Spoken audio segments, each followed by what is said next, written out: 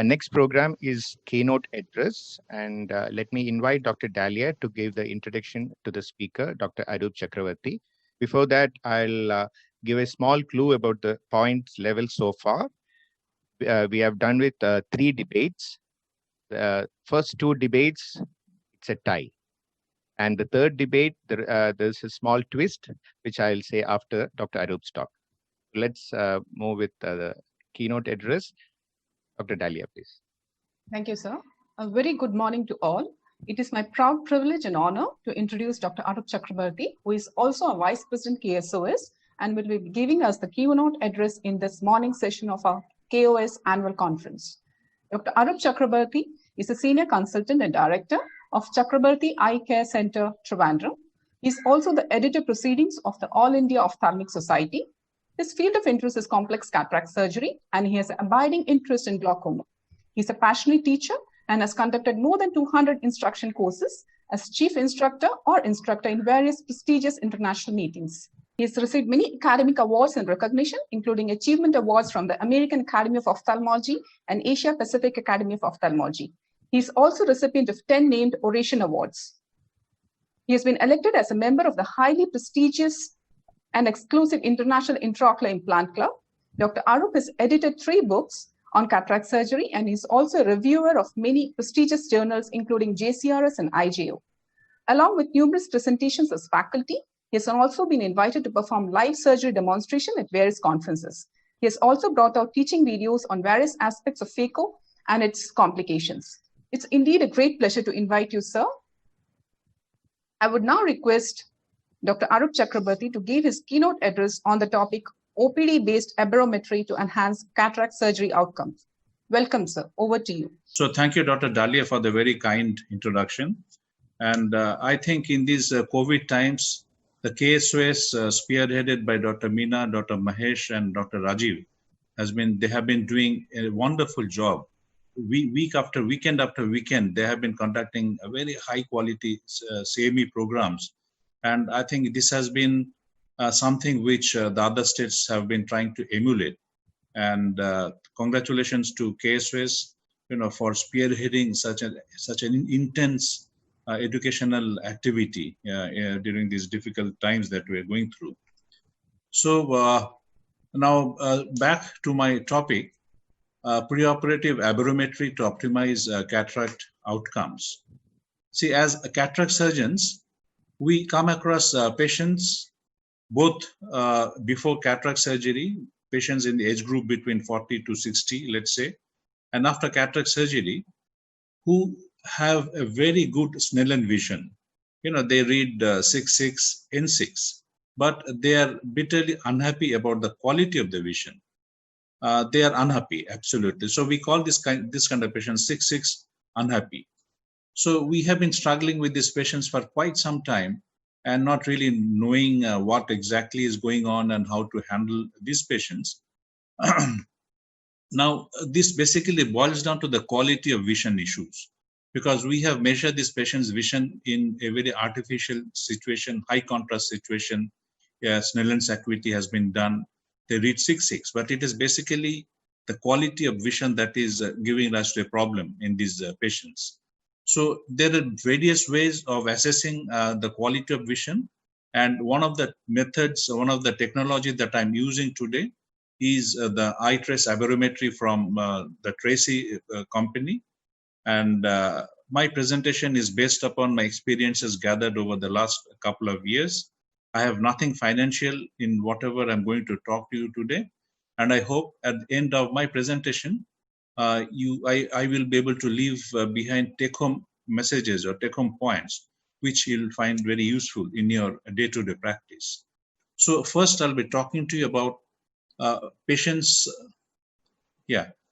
Patients after a multifocal intraocular lens surgery. For example, today we have a plethora of such lifestyle intraocular lenses, presbyopia correcting lenses, the bifocals, the trifocals, extended depth of focus lenses.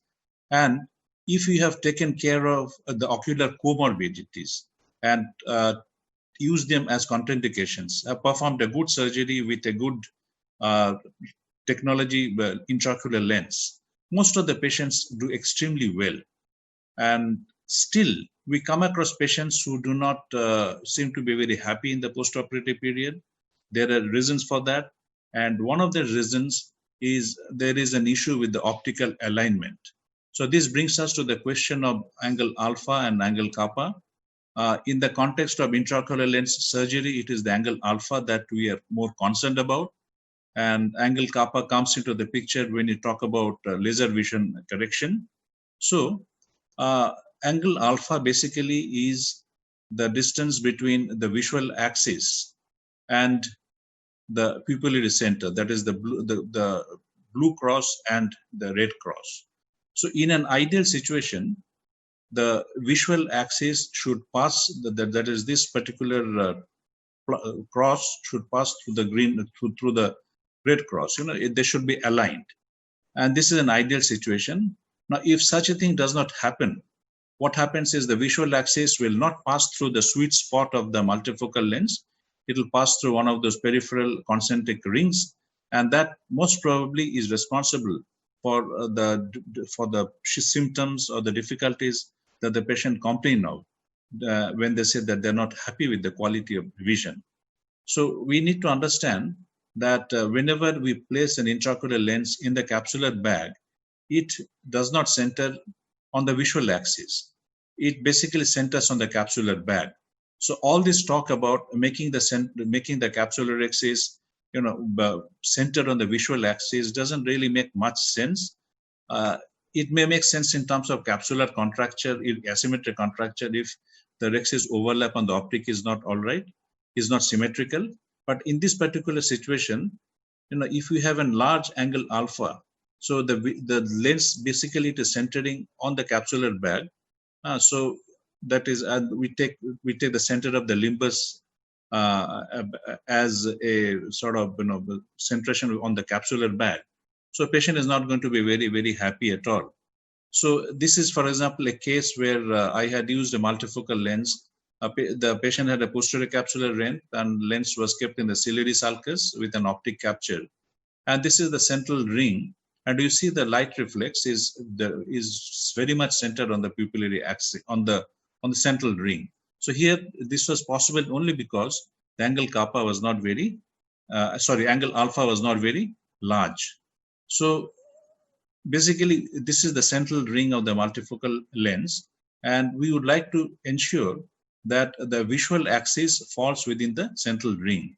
So as a corollary, with angle alpha should not be more than the radius of the central ring, or half the diameter of the central ring. So basically, we would like to make sure that the angle alpha is not really large when you're selecting a patient with a multifocal intraocular lens. Now I'll give an example.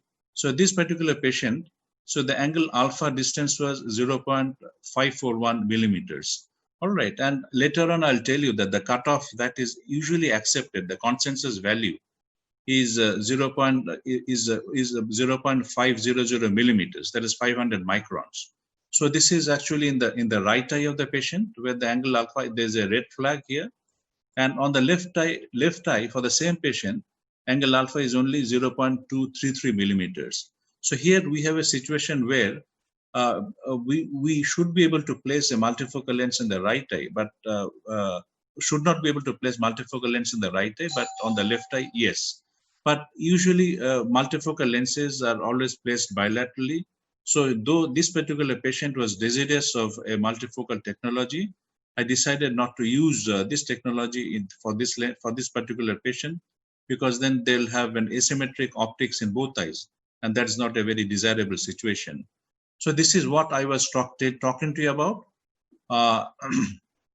the cutoff value. So for me, for a patient to qualify for a multifocal lens technology, I look into the angle alpha. If it is less than 500 microns, 0.5 millimeters, and if the corneal higher order aberration is also low, less than 0.2 microns, because we all know that the multifocal lenses, they degrade the optics, and if their optics is already degraded because of the corneal aberrations, they will add on, and the patient is not going to be happy in the postoperative period. So only when this pair of conditions are fulfilled by the patient, that is, angle alpha is less than 0.5 millimeters and corneal higher order aberration is less than 0.2 micron. Astigmatism is again less than 1 diopter. Of course, today we have multifocal toric lenses, so that doesn't play a very important role. So only then I will be selecting a patient for a multifocal lens technology. But I must confess at this stage that there is a school of thought, a group of surgeons who believe that angle alpha really does not make any difference. So there have been cases where the angle alpha has been large. It has been about 0.6 millimeters or 0.7 millimeters, and the patient has been happy. On the other hand, we have patients with low angle alpha, but still the patient has been unhappy. But my philosophy is very, very clear. If I have the slightest contraindication to implant a multifocal lens, I would not force it upon the patient. I'd play it safe and tell the patient that your eye condition is such that you may not be happy with a multifocal lens. And if really patient wants to go for it, then I also give him the option of a IOL exchange at a later stage, provided the patient is unhappy. And we are all aware that doing an IOL exchange is not a very easy thing to accomplish surgically. Even if you can do it easily, the mental issues that the patient goes through, the kind of chair time that is to spend with the patient, so it becomes a little cumbersome. So these are the contraindications where I would not use a multifocal lens. And here, the eye trace aberrometry definitely helps me out in selecting out the right kind of patient. Now we move on to the next category of patients, the patients who are in the 40s to 60s. You look at their eyes, dilated eyes, you don't see any cataract whatsoever, or there are very small peripheral cuneiform changes or very early nuclear sclerosis. And you won't think that they would be responsible for the patient's visual issues, but still they complain. So this has been explained by the concept of dysfunctional lens syndrome, which was first published in 2013 by Dr. George Waring. This again is a little controversial topic because it circumvents two existing entities, presbyopia and cataract. But I think it makes sense when you explain to the patient who come with visual complaints with very minimal cataract that what you have is a dysfunctional lens, and that is responsible for the patient symptoms. If you tell the patient that you have a pre-cataract, you have an early cataract, the patient gets a little nervous and patient goes around shopping here and there. But I think this is a little more user-friendly terminology to convince the patient. And you can put the patient in front of the eye trace aberrometer and show the various panels, the various displays. And it is easier for us to convince the patient as to what is really going on in their eye. So as an explanation of their poor vision. So basically a little bit about the dysfunctional lens syndrome. And I have been following it in my practice for the last couple of years, this particular concept. So it goes to 3 stages. Stage 1 is where the lens just hardens and loses accommodation. This is basically presbyopia. And I'll be talking to you about the dysfunctional lens index and the opacity map, opacity grade. So these are more or less within normal limits. Now, when the patient enters the 50s to 60s, the internal aberrations because of the lens, because of the crystalline lens changes, aging changes, they become much more. And all this we know happened because of the small lens protein aggregation resulting in forward light scatter, so that results in glare and that there's a little bit of yellowishness of the crystalline lens. So it is this is the stage where otherwise also we would have taken up the patient for cataract surgery, even if the patient did have good vision on the Snellen's acuity. Now, the stage 3 is a cataract which is very well visible. There's a back scatter, and because of that, the cataract is visible to even on the slit lamp examination. So now let me just give you an example. So this is the typical the dysfunctional lens patient display. There are 3 things here that we look at. One is the Snellen's E. Now this blurring of the Snellen's E is the total eye. So I tell the patient that this is what you're seeing. That has arisen. Though we are reading 6.6, you're not happy because of the aberrations. The letters that you see are blurred. And this particular aberrometry can trace up, can split what is happening in the total eye between the corneal component and the internal component. Internal component is usually the crystalline lens. So the cornea is sort of clear, the corneal E that you see here, and the internal that is coming from the crystalline lens is again blurred. So I tell the patient that, look, see, the overall blurring that you see here is because of things that has happened with the lens, and your cornea is pretty much okay. So if this lens comes out, then you should feel better in terms of your symptoms, and your lifestyle, quality of life is definitely going to improve. Now, this is another index, that is the dysfunctional lens index, and this varies from a scale of 0 to 10. And in this particular case, it is 3.97. Anything less than 5 to 7, it becomes basically significant. A little more about it in a short while from now. And then the total eye opacity map. Now, this opacity map is not confined only to the lens. This opacity map can also be impacted by corneal scars, corneal haze, vitreous opacities, etc. So by and large, if all the other parameters are okay, and if it is basically the lens, that crystalline lens, that is responsible, so that you can see the opacity map, the blue areas basically have good light transmittance. There's no lens change in those areas, and the white areas are where light transmittance is poor, and here is where the cataract has started, and it also gives a grading between grading between 1 to 5. We are all familiar with the lens opacity classification system, which again grades the nuclear opalescence between 1 and 5. So there is no direct correlation between LOCS and the grading that you get from the total eye opacity map. But basically, if you have a higher grade in the lens opacity map, it means that the patient has a visually significant cataract. So this is again the dysfunctional lens index. This particular patient has a blurred E that is internal coming from the lens, and from the lens, if you see here, 4.76. The lower numbers means the reduced visual function. So this patient definitely should benefit from cataract surgery. Now, this is what I was referring to as this is actually the third panel in the dysfunctional lens window that is displayed to the patient by the machine. So here, if you correlate clinically, this particular patient has opacities on these areas of the crystalline lens on the retroillumination, and this definitely correlates with the opacity map here, and it is grade 2.0. So this is a patient who definitely is going to benefit from cataract surgery. So let me take you through a few real life examples to bolster my points, the points that I wanted to convey to you. We had a nurse, a 58-year-old female from Ireland, who complained of blurry vision. She was hypertensive, diabetic with ocular surface issues. She had a vision of 6/6 in both eyes with some correction and N6. She had been advised cataract surgery in Ireland. So when I dilated her, I found out that more or less, it was a very, very early cataract. There are certain opacities coming, uniform opacities in both eyes coming from the periphery, and patient only had a grade 1 nuclear sclerotic change. So when I put her on the slit on the eye trace aberrometer, the findings were very, very clear. Now this is the left eye. If you see the left eye, the Snellen E is pretty much blurred. The dysfunctional lens index is 7.12, and on the map you see a grade of 1.0, which is not really a very high number in a scale between 1 and 5.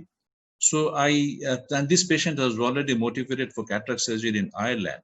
So I took her up for phacoemulsification, and I did uneventful phaco. So after surgery, she saw 6/6 plano, and she's absolutely happy with the vision in the left eye, and she's waiting for surgery in the right eye. Whenever she comes back to India later on, she is planning to get the right eye operated. Now, this is another patient, a 59-year-old male patient, a diabetic. He came to me for second opinion, complaining of blurring of vision. He has been shopping around a lot, gone to a lot of hospitals in the neighborhood. He again had a vision of 6/6 with minimal correction and both eye N6. His problem was he was not able to tolerate glasses. very minimal changes you see here in the cortical changes, and nuclear sclerosis was grade 1. So when I put him on the eye trace aberrometer, this is what I saw in the right eye. So right eye, the E was blurred, the DLI was 6.82. As I mentioned earlier, anything less than 5 to 7. So these are arbitrary numbers. So these numbers are, there's nothing sacrosanct about these numbers. This is from the surgeon's experience, a cumulative surgeon's experience, and we discuss in the peer group, and so we take a combined decision on slit lamp findings, patient symptoms, and the findings that you see on the display of on the eye trace aberrometer. And his grade was 0.2, the opacity grade, and the left eye was also quite similar, but his DLI, the index dysfunctional lens index, was 9.41, and grade was 2.5. So I took him up for cataract surgery in both eyes, and he improved 6.6 uncorrected and in the right eye, and 6.6 with very minimal correction in the left eye. So definitely this particular device helped me out in taking a decision in favor of cataract surgery, and patient has been extremely happy. There was another patient who, a 64-year-old patient with systemic illnesses. He complained of halos, again had very good vision, but this particular patient had nuclear sclerosis, grade 2. He had been advised again in intervention, and he was just being managed with glasses. But at the same time, patient was bitterly symptomatic because of the halos, and he was not at all happy. So when I put him up on the eye trace machine, on the right eye, see, he had a DLI, dysfunctional lens index, of 3.36. The Snellen E was pretty blurred, and opacity index was grade 2. On the left eye, it was even worse. The DLI was 4.38, and the opacity index was, opacity map showed a opacity grade of 1.5. And so I had no hesitation. I took him up for cataract surgery, and he had a vision of 6.6 with very minimal correction in the postoperative period. And he has been one of my happiest patients in the recent past. So this was a 58-year-old gynecologist, well-known gynecologist in one of the metropolitan cities. She had visual complaint, but her vision, as you see, was 6.6 and N6. So she had anterior and posterior subcapsular changes. And this is the right eye. Right eye, you see the Snellen C is pretty blurred. And this is coming from the lens. The cornea is pretty okay. But if you see the angle alpha here, there's a red flag. This is about 0.532. And on the left eye, again, the patient had a DLI of 2.7, a blurred E, and she had a angle alpha which is 0.448. So she basically wanted a multifocal lens. But I decided against using a multifocal lens because I will not be able to put a multifocal lens in the right eye and in the left eye. And so again, as I mentioned earlier, I'm not really in favor of a situation where I put asymmetric optics, different types of optics in both the eyes. So I have just performed a phaco IL for her, and she has been doing extremely well. A 57-year-old female, again, difficulty in identifying colors. And she was actually she was a photographer. She used to do a lot of activities which required color contrast function. So she had good vision, nuclear sclerosis of 2+. And again, when I saw her, E was, the Snellen C was pretty blurred. The opacity grade was 2.5 in the right eye, and the left eye was very similar to that. So I have advised a phaco IL for her, and she is waiting for a presbyopia correcting intraocular lens after maybe the COVID time. Angle alpha also, I get a green signal. So definitely this patient makes a good candidate for a presbyopia correcting intraocular lens. 62-year-old male, visual discomfort, 6.6 vision, N6. Who think about cataract surgery in this patient? But then this patient had a bilateral posterior polar cataract. You can see the opacity in the right eye. Grade is 3.5. On the left eye also, the posterior polar cataract is there, but it is not as developed as in the right eye. So I performed surgery in both eyes of the patient, and patient has done extremely well. Now, in some of these cases, the technology helps me, aids me in taking a decision in favor of cataract surgery. This particular patient had a posterior subcapsular cataract, both eyes, and DLI was only 7.25 and 10. So I have decided that I would, and this patient was a little fussy and asking me a lot of questions about post-op outcomes and all.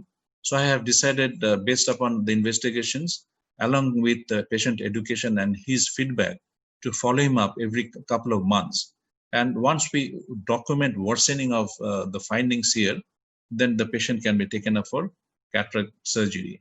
So I have a lot of cases like that. So basically what I'd like to conclude by saying that whenever we come across a patient in the age group between 40, 60, 65 with good vision and on Snellen's acuity, but they're not happy in wearing glasses, they have halos, they have altered the colors perception, they have all sorts of night glare. So I would definitely use the eye trace aberrometer, perform the dysfunctional lens index and the Snellen's E and the opacity map, and then I will take a decision depending upon what I see. I show the same screen to the patient, same window on the panel are shown to the patient. So we arrive at a mutual decision. And if everything falls okay, then we go ahead with surgery. Otherwise, I can very confidently give just a glass to this patient and ask the patient to come for a regular follow-up. So basically, friends, in summary, dysfunctional lens index and opacity index are very helpful metrics to work up the quality of vision issues in patients that are 6/6 and 6 unhappy. Thank you very much for your kind attention.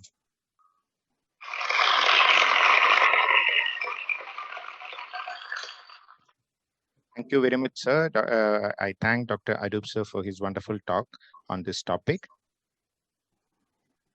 Now am I audible? Yeah. Thank you, sir. So now let us go to the lead position of the debate so far. We have done with 3 debates. And as per the judge's choice, it is a tie so far, because of the first two debates, it's a tie.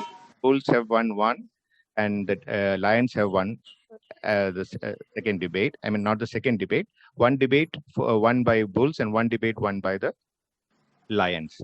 And as per the judge choice, the third debate is a tie. So I'm not saying debate 3. It's out of the 3, one debate is tie, one is won by the Lions, and one is won by the Bulls. So as per judge's choice, overall it's a tie situation. And as per the audience poll, Lions are leading by 1. So it's a very interesting situation. And we are going to the rest of the debates.